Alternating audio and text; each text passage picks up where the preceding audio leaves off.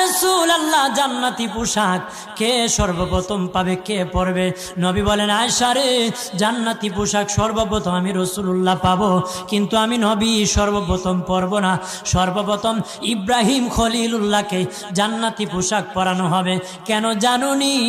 ইব্রাহিম নবীকে নমরুদের আগুনে যখন ফেলে দেওয়া হয়েছিল, দুনিয়ার সব ছেড়ে দিয়েছিল, বাড়ি ছেড়ে দিয়েছিল, সম্পদ ছেড়ে দিয়েছিল, মা বাবা ছেড়ে দিয়েছিল, এমনকি গায়ের জামা যখন খুলে নে, ইব্রাহিম কয়েক কাপড় ছেড়ে দিতে পারি, আমার আসমানের মালিককে ছেড়ে দিতে পারি না। ওই দিন আল্লাহ ইব্রাহিমের সাথে অঙ্গীকার করেছিল, ইব্রাহিম আজকে তোমাকে সকলের সামনে উলঙ্গ করে লজ্জায় ফেলে দিয়েছি ইব্রাহিম, তারপরে তুমি আমাকে ছাড়ো নাই। আমি কিয়ামতের দিন সকলের সামনে মুসলমান, বেঈমান, কাফের, নাস্তিক যারা তোমাকে উলঙ্গ করেছিল, তাদের সামনে আমি আল্লাহ আনুষ্ঠানিকভাবে তোমাকে কাপড় পরায়া দিব।